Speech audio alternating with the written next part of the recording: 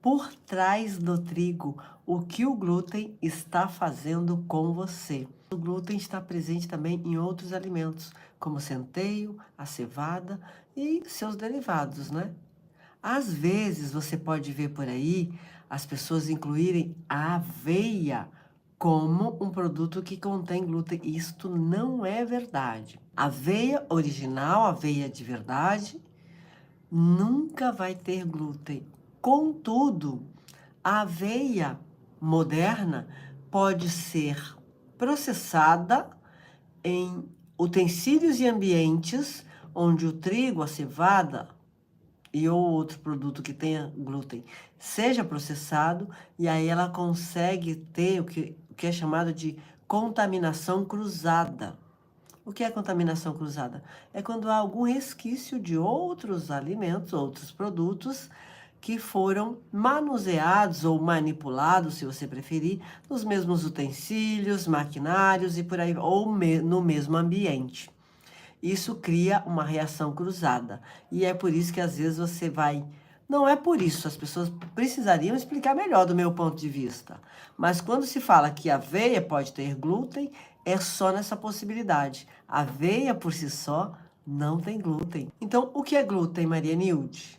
O glúten é uma proteína presente, como eu disse, no trigo, na cevada e no centeio e também em outros produtos. Ele é responsável por dar aquela elasticidade, aquela fofura nos bolos, nos pães. Sabe quando você vê aquele pão, aquele bolo airado, fofinho? Isso é o que o glúten faz.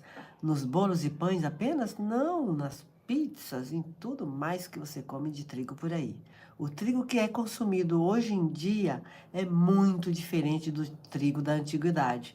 Porque eu sei que algumas pessoas que são religiosas e seguidoras de Cristo vão dizer, mas Cristo repartiu o pão era de trigo e tá tudo bem. Mas de todo modo, o pão que ele repartiu não era do mesmo tipo de trigo que a gente consome hoje. E uma coisa de extrema importância, o volume de glúten neste trigo dizem que era infinitamente menor, que por diversas razões, os processos pelo qual o trigo foi passando e como ele foi modificado geneticamente para aumentar a produtividade, com isso aconteceu o aumento da quantidade de glúten presente no trigo. O que o glúten faz, Maria Nilde? O glúten faz bastante coisa, principalmente crescer a inflamação no corpo da pessoa que o consome em grande quantidade. O que ele pode estar causando no teu corpo? Existe proveniente de uma questão, vamos dizer assim, do trigo principalmente, não que não seja do cevada, eu coloquei aqui centeio, mas são menos consumidos. Então, por exemplo, doença celíaca é uma doença causada também do glúten, é uma doença autoimune e é porque o glúten é altamente tóxico. E há também quem tenha sensibilidade, a pessoa não é celíaca, não tem doença celíaca, mas ela sente sintomas muito fortes e os exames não detectam. Intolerância à proteína do trigo, doença celíaca e também essa sensibilidade. Na verdade, o trigo de hoje não é inofensivo para ninguém, porque eu não tenho nenhuma dessas questões, nunca tive, mas eu parei de comer trigo porque ele é pobre em nutrientes e ele ainda é altamente inflamatório, sendo uma das causas raízes do desenvolvimento da maioria das doenças crônicas não transmissíveis. Chegou no momento em que eu tomei conhecimento disso, eu concluí que não havia razão para eu continuar consumindo um alimento como esse. E o resto das pessoas?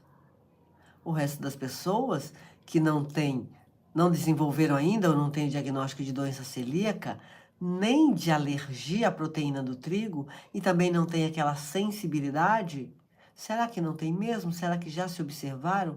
Porque às vezes a pessoa come tanto e come todos os dias que ela sequer sabe diferenciar a sensação de um corpo saudável, a sensação de se sentir bem, de um mal-estar. Nós só vamos ter consciência de algo se tivermos tido aquela experiência, ou experiência diferenciada. Se eu sou uma pessoa que estou bem, com uma energia boa, que consigo fazer as minhas atividades com facilidade, e de repente eu tenho mal-estar, eu consigo compreender, porque eu tenho consciência do que é bem-estar, do que é ter uma energia em alta. Quem não tem, ou não é que ninguém, que a pessoa nunca teve, mas quem há muito tempo não tem, como esse tipo de situação vai acontecendo devagar e leva tempo, o corpo da pessoa, a mente dela, vai se habituando ao sofrimento. E ela esquece o que é.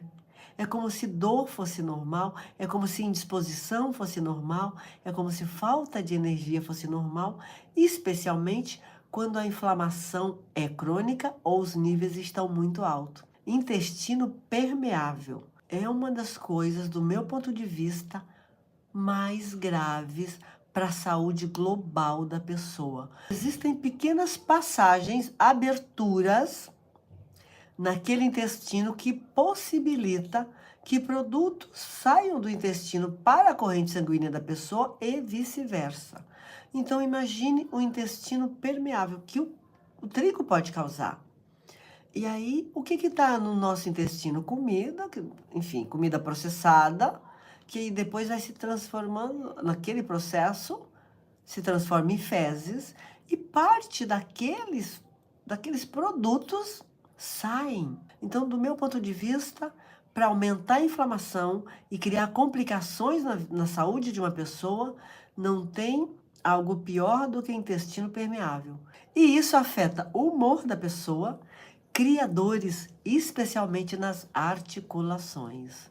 Eu tive uma aluna muito querida quando eu ainda dava aula de personal trainer, que ela dizia: trigo é como faz com as nossas articulações o que a ferrugem faz com o ferro.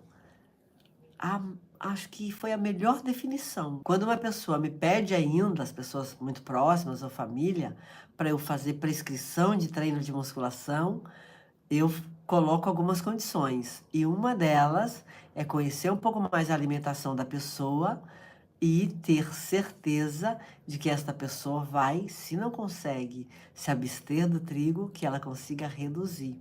Porque eu não sou muito a favor da pessoa que consome trigo indiscriminadamente treinar musculação para valer, porque envolve sobrecarga, muitas vezes elevada, para ter bons resultados. E como as articulações daquela pessoa estão muito frágil, como dizia minha aluna, como ferrugem, é muito fácil dela se lesionar e muitas vezes podem ocorrer lesões que perdurem demais, ou que dificultem a vida da pessoa, ou que até faça com que ela deixe de treinar. Contudo, é bom entender que, assim, dores articulares, principalmente aquelas dores crônicas nas articulações, eu ouço muitas queixas de pessoas que corredores amadores, que correm às vezes 5 quilômetros, até 10 quilômetros no máximo, sobre joelho principalmente. E é óbvio, se você é uma dessas pessoas e você consome trigo diariamente, a resposta já está aí. Ah, Maria Nilde, não consigo parar de consumir trigo, gosto, adoro pizza, adoro não sei o que, pão, isso. Reduza o quanto você puder e enriqueça a sua alimentação, incluindo mais alimentos naturais, frescos e orgânicos, se você deseja ter saúde, ou pelo menos melhorar o equilíbrio da sua inflamação. Então acredite, se você tem dores no quadril, joelhos, tornozelos ou ombro, quem faz musculação pode ter dor nos ombros também, coluna, boa parte disso pode ser o trigo que está fazendo com você. Outra coisa, queda da imunidade. A imunidade da pessoa vai pro vinagre, vai lá embaixo. É óbvio, tá? O corpo está gritando de inflamação. Não tem como a imunidade, como o sistema imune, funcionar bem. Mas e se eu comer pão integral? Ou melhor, Maria Nilde, eu só como pão integral. O problema continua, tá? Continua sendo trigo, continua sendo rico em glúten. A única diferença é que, por ser integral, ele vai ser mais rico em fibra, o que não necessariamente é um benefício. Porque essa coisa de simplesmente mandar as pessoas ou orientar ou sugerir que consumam mais fibras sem ter critério na escolha dessas fibras e também incluir outros comportamentos que possam administrá-la da melhor maneira, não vai resolver a vida. E também o que é ainda talvez mais delicado é que o trigo integral está sobrecarregado do que nós chamamos de antinutrientes, fitatos, se você preferir. Os fitatos são produtos presentes em alimentos geralmente vindos da terra que dificultam o processo digestivo pelo nosso corpo, dificultam a absorção dos nutrientes pelo nosso corpo. Então, os fitatos ou antinutrientes dificultam a absorção dos minerais, principalmente os micronutrientes, que no trigo são pouquíssimos já. Ele também aumenta, no caso, a resistência à insulina, porque eleva o índice glicêmico. Como saber se o glúten está me fazendo mal? Olha, eu já disse e vou repetir. O glúten, ou melhor, o trigo, não tem como fazer bem para você. Eu já expliquei aqui desde o início a pobreza de nutrientes, o quão ele dificulta o processo digestivo e ainda elevam os índices glicêmicos de qualquer pessoa, fora que é também o causador da obesidade. Maria Nilde, mas eu gosto muito, o que eu faço? Consuma com moderação. O trigo eu comparo de verdade com drogas lícitas como o álcool. O que a gente recomenda? Se você não consegue se abster, consuma com moderação. Do meu ponto de vista, e aí, gente, neste caso, não é estudo científico, é ponto de vista pessoal, pelo que eu conheço, pela minha experiência de vida e pelo que já estudei, pelas pessoas que ajudam e acompanham. O álcool, a gente sabe que não oferece benefício para a saúde de ninguém. Pode até dar um barato, uma alegria, uma descontração, mas fora isso, nenhum benefício. O trigo eu comparo exatamente com o álcool. Para mim é a mesma coisa. Eu quero te fazer um convite, que você faça um teste para se certificar de que, se neste momento, como eu disse, você está com alto volume de inflamação, ou inflamação crônica, ou mesmo algum outro problema que nem se deu conta, faz o teste de 21 a 30 dias sem glúten. Só para você experienciar como o teu corpo funciona sem a presença de glúten diariamente. E aí, com esses de 21 a 30 dias, eu faria 30 dias, mas tem gente que não consegue. Então, tente 21, 22, 25 dias, o que você conseguir, não menos de 21. Eu acredito que menos que isso pode ser que não seja tempo suficiente para você experimentar no seu próprio corpo a diferença. Porque há um tempo para o seu corpo se limpar, há um tempo para desintoxicação. Mas mais do que isso, com certeza esse tempo não é suficiente para tirar todo o resíduo de glúten que está no seu corpo. Mas vai reduzir, vai diminuir. E já será o suficiente para que você possa viver a experiência de ter algumas sensações diferentes, de mais energia, de mais bem-estar, de menos dores. Você também pode usar um diário alimentar e emocional, onde você vai diariamente anotar o que você comeu e no final do dia e até no decorrer como você se sente, quais são as emoções predominantes no seu dia, porque o nosso corpo, ele expressa como nós estamos nos sentindo, seja por qualquer razão que for. E aí vai te ajudar a ter certeza do que o trigo está fazendo por você. Tá, mas o que eu vou comer no lugar do trigo? O que eu como no café da manhã se eu quiser tirar o pão? Pode ser qualquer alimento. Mas quais são os melhores, Maria Nilde? Proteína, são maravilhosas. Para quem come proteína animal, seja qual for a proteína que você quiser. Para quem não come proteína vegetariana, por exemplo, ovos.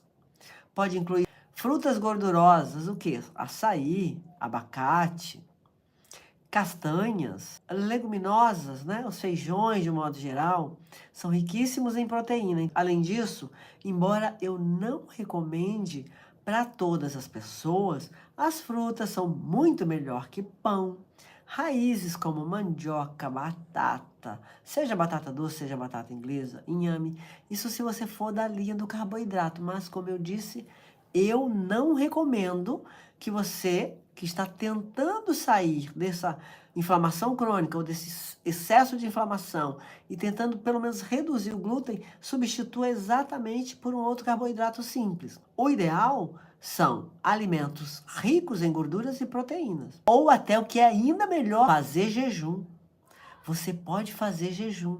E de novo, eu não recomendo para quem está cronicamente doente, para quem está obesa ou com excesso de peso, nem quem está sofrendo de alergia grave, porque precisa de acompanhamento especializado. Mas se você é saudável, faça jejum. Deixe para fazer a primeira refeição na hora do almoço, que vai ter um ganho muito maior. Mas enfim, quinoa, arroz, amaranto, outras farinhas, se você preferir, farinhas de amêndoas, de castanhas, coco, grão de bico é rico em proteína. E pães e bolos, se você preferir, com outras farinhas. Eu, por exemplo, quando eu realmente quero comer pão ou algum bolo, eu prefiro usar farinha de aveia. Eu prefiro aveia do que outras farinhas. Já experimentei outras. Não sou muito fã da farinha de arroz. E também porque o arroz é um alimento pobre, é um alimento complexo. Não é legal. Eu não considero o arroz um alimento rico, nem saudável.